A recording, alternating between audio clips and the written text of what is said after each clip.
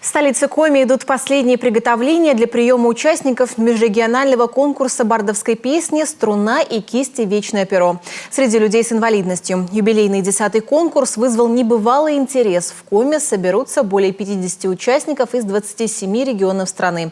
Конкурсантов ждут сюрпризы. Это и новая номинация, и посиделки с гитарой в Кировском парке, к которому присоединятся многие барды Сыктывкара. Испытания для авторов и исполнителей начнутся уже в понедельник, 5 июня.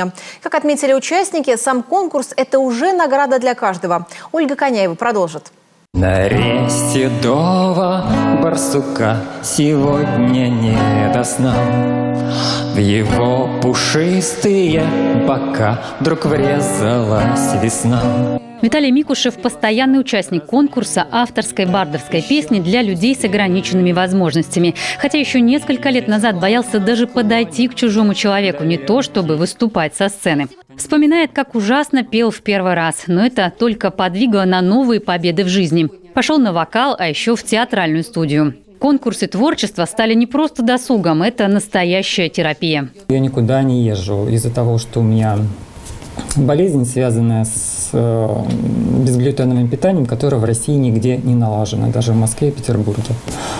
И тут вот такой конкурс, вот как будто сама Вселенная мне его подкинула, у нас в городе никуда ехать не нужно. И в 2017 году, когда я впервые получил инвалидность, через несколько дней первое, что мне пришло в голову, это песня. То есть я не планировал, на самом деле, участвовать в конкурсе, вот она сама пришла.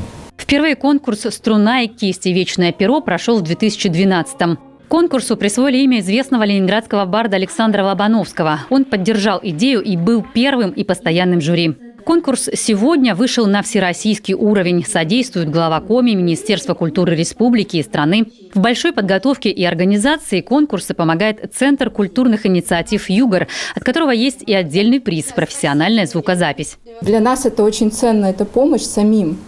Мы как центр занимаемся, и своей целью считаем именно помощь в творческой самореализации любого человека. И то, что этот конкурс очень объединяет определенную категорию населения, это очень здорово и ценно. На протяжении уже 2-го года мы участвуем в организации культурной программы для участников, потому что одно дело конкурсные дни и концерты, а другое дело живое общение. Оценки выступлениям поставят известные профессионалы, российские эксперты и наши, например, заслуженная артистка России Ольга Сосновская. Но есть еще и общественное жюри. Это любители, авторы, победители прошлых лет.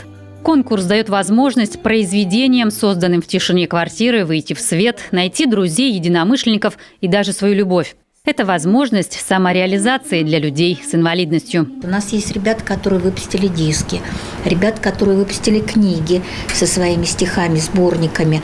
И есть люди, которых мы просто видим, как они чисто по-человечески становятся действительно людьми без комплексов. Люди, которые не боятся того, что у них есть какая-то наглядная инвалидность. Поэтому конкурс, я считаю, что он играет огромную роль в этом. Завершится конкурс гала-концертом 10 июня. Но еще интереснее обещают быть посиделки с гитарой в Кировском парке. К участникам конкурса присоединятся обычные любители бардовской песни. Возможность выступить будет у всех. Это именно та инклюзия, которая нужна в повседневной жизни, когда все вместе всем доступно. Ольга Коняева, Алексей Паршуков, телеканал «Юрган».